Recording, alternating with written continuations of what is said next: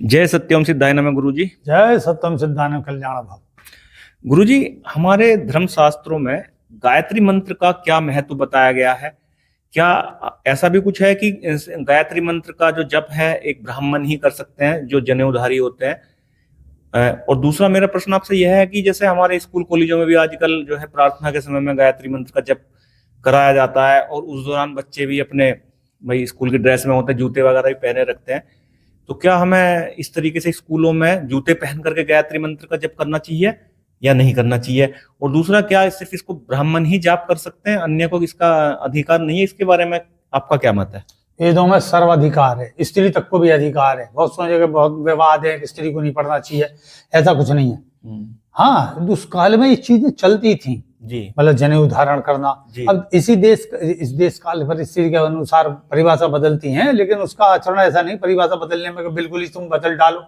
तो असल में क्या है कि शिक्षा के टाइम पे जो अंग्रेजीकरण हुआ है, यहाँ पे जनेऊ का संस्कार खत्म हो गया। अब ये धीरे धीरे लाया जा रहा है, और जो हमारे RSS और उनके स्कूल हैं उनमें ये सब चीजें हैं। हाँ, जूते पहन के नहीं करनी चाहिए आपको, है नहीं। जूता जुर्रा बाहर उतारें, अपना हाथ पैर धोएं। अगर गायत्री मंत्र का अनुष्ठान कर रहे हैं तो वो अनुष्ठान एक शब्द अलग हो गया, और केवल उच्चारण कर रहे हैं तो चल जाएगा, वो वाला मैटर है, लेकिन जूते चप्पल उतारनी चाहिए। अच्छा, जैसे हम पूजा में बैठे तो उसमें पूजा में मैं ये भी जानकारी आपको चाहूंगा, पूजा में बैठते समय जुर्राब भी उतारनी चाहिए? बिल्कुल उतार दीजिए, क्योंकि उसे गंध आती है उसके साथ। क्योंकि भाई जुर्राब पहनो, पैरों की गंध उसमें है, वो बाहर उतारो। और चप्पल मतलब उसको जो है उतारने के बाद में हाथ पैर मुंह को धो। अच्छा, यह विधि है किसी भी, मतलब ये तो खैर गायत्री मंत्र की तो है, ये किसी भी पूजा पाठ में अगर आप बैठते हो। और जो गायत्री मंत्र है, देखिए वो विश्वामित्र हैं उसके इष्ट, वो सॉरी विश्वामित्र जो है उसके ऋषि हैं, उन्होंने फर्स्ट दृष्टा है उसके, और ब्रह्मा उनके इष्ट हैं, मतलब जिन्होंने ये दी है। और गायत्री मंत्र जो है वो वेदों की ताली है, एक माता के रूप में ताली है। अब यूं तो इस पर बहुत सारे विवाद हैं। भाई विश्वामित्र बहुत बाद में हुए और वेद बहुत पहले से हुए, तो इस बीच में वेद कौन से पढ़े जा रहे? अधूरे। जी जी जी, क्योंकि वेदों का तो अर्थ ही संकलन है ना उसमें। तो इसका मतलब बाद में ये अनुष्ठान किया गया जी, बाद में जो दृष्टा हुए उस मंत्र के। तो ऐसे बहुत सारी चीजें हैं। अब उन पे न जाते हुए हमें पहले तो उसका उच्चारण सीखना चाहिए। बहुत से हैं जैसे गायत्री का एक गीत के रूप में ले लेती, नहीं, इनका वैदिक उच्चारण है।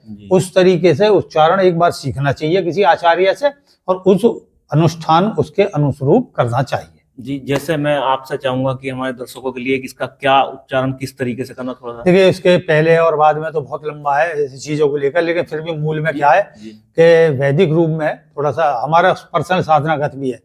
ओम भूर्भुवस्व तत्सवितुर्वरेण्यं भर्गो देवस्य धीमहि धियो यो नः प्रचोदयात्। ओम ऐसे करके प्रस्वाहा वगैरह ये एक अलग चीज। अच्छा, इसमें जैसे अभी बताते हैं ये गायत्री परिवार वाले जो हैं उनका क्या है कि उनको भी बताते हैं कि उन्होंने गायत्री मंत्र को दोबारा से उत्पत्ति करी है, क्या मतलब उनका? ना, ये तो अपनी घुसपैठ हो रही है, एक अलग बात है। लेकिन सीधा सा है, ब्रह्मा जी ने ये वेद दिए, और वेदों में जो गायत्री है वो जो है विश्वामित्र ने उसका मतलब दृष्टा हुए इसके फिर, और वो प्रचलन में फिर आया। और अगर देखें तो विश्वामित्र भगवान के भी गायत्री एक टाइम पे काम नहीं आई, फिर उन्होंने आत्मशक्ति का ही उपयोग करके ही, और जो थे उन्हें सतव्रत को, जिन्हें त्रिशंकु बोलते हैं, तो वो आकाश में भेज दिए और नई सृष्टि कर डाली उन्होंने।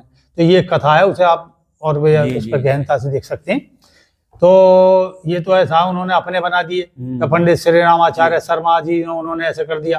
अब 3 तो उपाधि लिए घूम रहे, पंडित श्री रामाचार्य शर्मा ये वगैरह। तो ये तो आलोचना का विषय हो जाता। तो मैं उनकी ओर ना जाते हुए सीधा सा ये है कि ब्रह्मा जी, विश्वामित्र, वशिष्ठ मुनि, गायत्री, चतुर्थपाद गायत्री इसकी साधना है, और तीनों के उसकी साधना को सीखना चाहिए और उसके अनुसार करना चाहिए। हाँ, जिन्होंने जैसे गुरु मंत्र ले रखा उनसे, पंडित श्री रामाचार्य शर्मा जी से या उससे, तो उनको गुरु मानते हुए, लेकिन ये सब जो के तो रंगे जी, बीच में गुरु जी रंगे, जिनसे साक्षात आपने लिया। बिल्कुल। ये बहुत सुंदर जानकारी आपने मुझे दी है, हमारे दर्शकों को भी बहुत इससे ज्ञानवर्धन हुआ होगा।